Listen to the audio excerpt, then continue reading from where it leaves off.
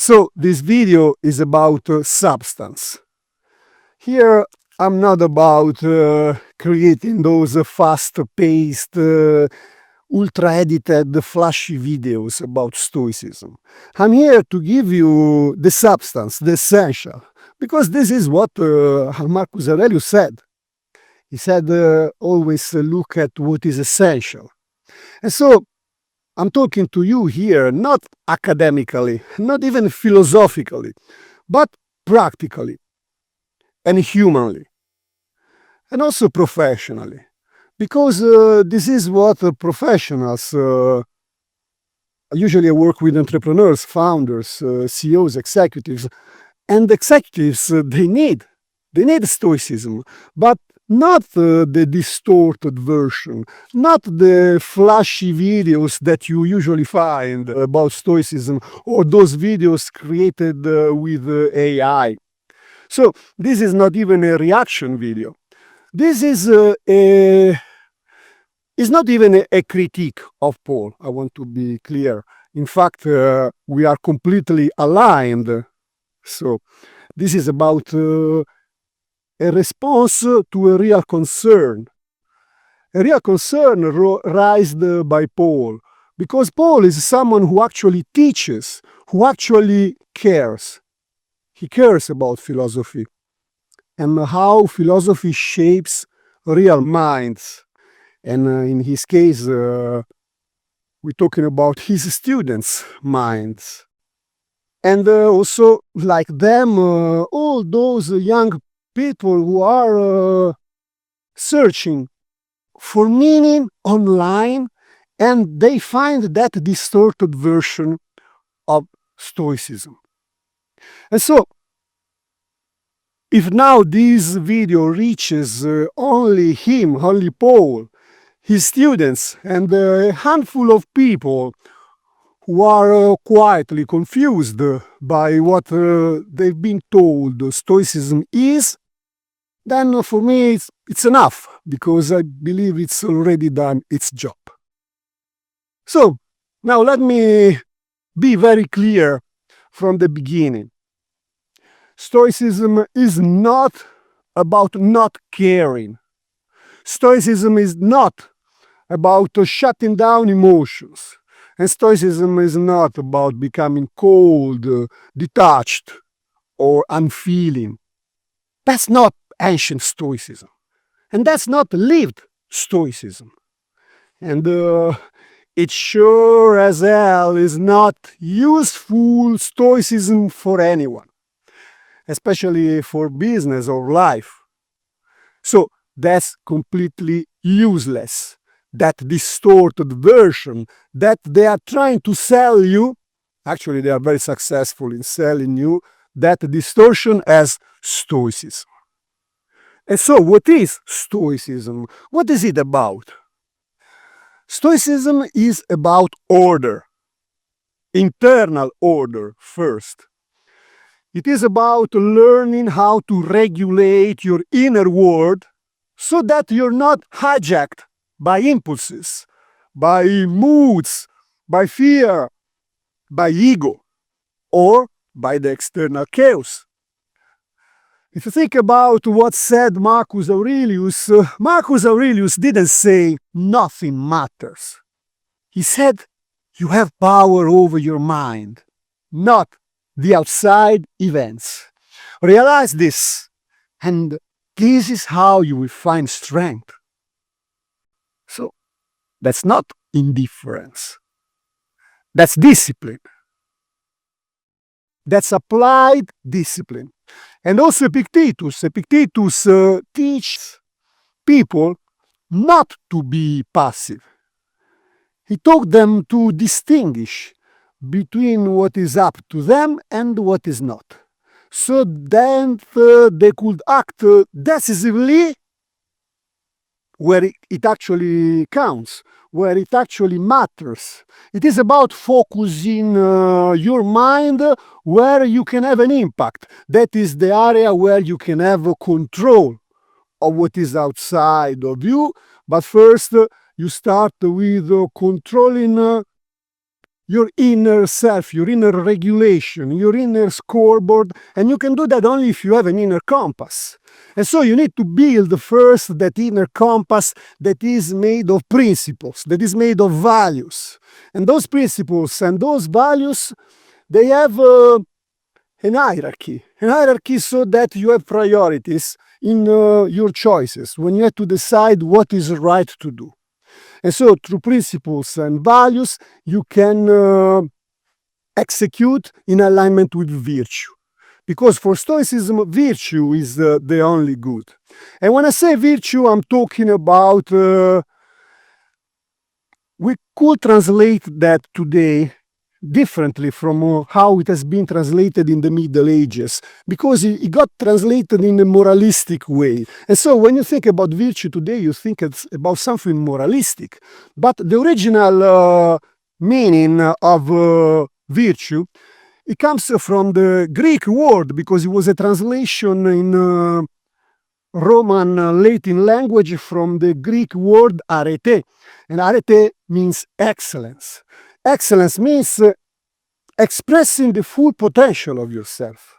So that requires effort, that requires purpose, and that requires you to apply strength against resistance, the resistance that life will give you. And so this is arete, this is excellence. And then when it was translated by the Romans, for the Romans, if you think like a Roman soldier, because Roman was a militaristic society, so the citizen was also a soldier. And for them, excellence meant being manly, manliness. And so this is power, the root of the word virtue, and also virilis is manly, man. So for them, it was applying strength and being a strong man at mind first, and then a strong man on the battlefield. So that's the Roman translation of excellence. But the original meaning is excellence in a wider application that you can use for that word, and today we can apply that to our everyday life. And like a Roman soldier facing adversities, Seneca said that no man is more unhappy than he who never faces adversities, because he has been denied the privilege to prove himself. And so why that? Because if you think about what Seneca also says, he says that excellence, again, he uses the word excellence, talking about virtue. He says excellence never happens by chance. And then he says virtue must be learned, practiced, and tested. And so you achieve virtue by excellence. They are very interconnected. Also, if you think about the meditations of Marcus Aurelius, it starts with, to my grandfather Verus, character and self-control. To my father, integrity and manliness. You see, you find again the word manliness. And this is again for them virtue. And for them, virtue is excellence. And so this is why in Stoicism, you are pursuing excellence as the full expression of your potential. And so you are very deep interacting with the life around you, because the life around you will give you many opportunities to prove yourself and to grow your character. Again, virtue is the only good, and your character is all that you have. All the other things, the world around you, the physical world, the possessions, the properties, all the things that you can buy with money, they are temporary. They are there while you are living with them, and then one day you will depart this life, and those things will remain here. So they're not really yours. Epictetus said that you are a temporary custodian of those things, of those properties.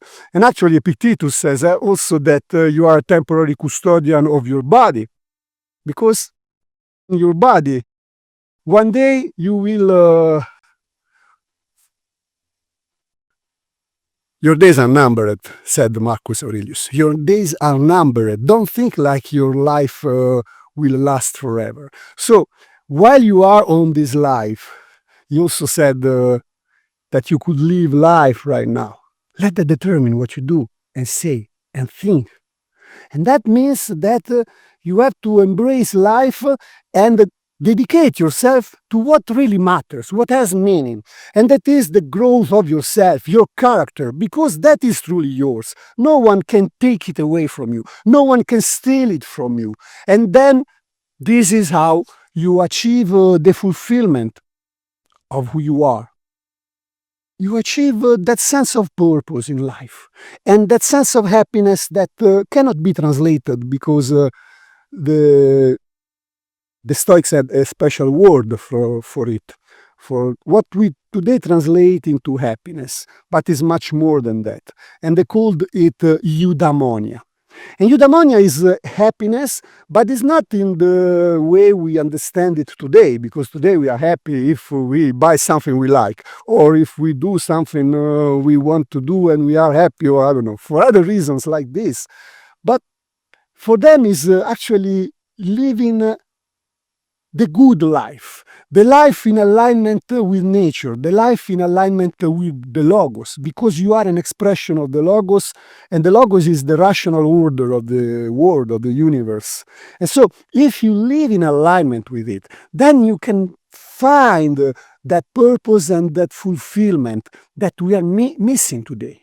You can find meaning in your life. And so, that word, eudaimonia, the best way I found to translate it is the flourishing of your soul, the flourishing of your mind through virtue. Because it's only through virtue, and as I said before, virtue is the full expression of yourself, expressing your full potential. That's what you should work on actively, consistently, because it's a process. It's a path that you walk every day. And so it's not about knowing the path. It's about walking the path. And by the way, this is a quote from Morpheus in the movie The Matrix. He says to Neo that there is a difference between knowing the path and walking the path. And so, knowing the path is reading all those books about Stoicism. Again, more selling about Stoicism. And then more quotes that you scroll on social media. But actually, you have to act on it. You have to take action because Stoicism is a virtue based philosophy. And this means that it's a philosophy that tells you what is right to do. It doesn't tell you all those theoretical, abstract notions that you find in many other philosophies, which could be interesting. It's okay. If you like that, go on, read all of that. But Stoicism is for people who needed to know what was the right thing to do. Because they were emperors, they were politicians, they were generals, they were warriors, they were people who were deeply confronted with all the emotions that life forces you to face.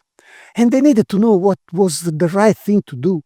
Because I'm sure you also feel that same, when you have that decision fatigue, because you don't know what is right to do.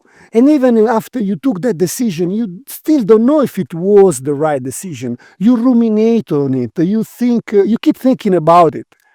Most of the time, it also keeps you up at night. And because you don't know what is the right thing to do. And you are self-doubting yourself. You are second guessing, and it's difficult. It's always been difficult for humans of all ages, of all periods of the evolution of humanity. And the Stoics so were deeply connected with emotions, and they found a way to rule them. That is not to suppress them, but to rule their emotions, because emotions are what makes you human. They are what makes you human. And so they are the fuel that's propelling you forward, that fire that you feel inside. And you have to be able to use that fire, not letting that fire burn you, but also don't letting it die. And so that is the force that is within you. And you shouldn't suppress that force, but you should be able to rule that force that are your emotions. So I said before what taught Epictetus to his students, to concentrate on what was up to them, because some things are in our control and other things are not. So that doesn't mean to detach. That means to rationally being able to focus your effort on what is in your control so that you can act with decision and with impact where it actually matters, because there you can make a difference. And Seneca, if you think about Seneca, Seneca was advising politicians, bankers, power brokers. Actually, he was also advising Nero. Nero was not a nice person to deal with. And so he understood extreme ambition, and he understood money, and also he understood risk, and for sure he understood pressure. And so, also for him, Stoicism was never a philosophy for disengaging from life. It was a philosophy for engaging with life, but correctly. Look, you want me to fix the part of you that makes money, but it is attached to the rest, so this is going to take a little while. Everyone needs a coach. Eric has this management coach. Also coaches Steve Jobs. That's a coach. Yeah, definitely a coach. We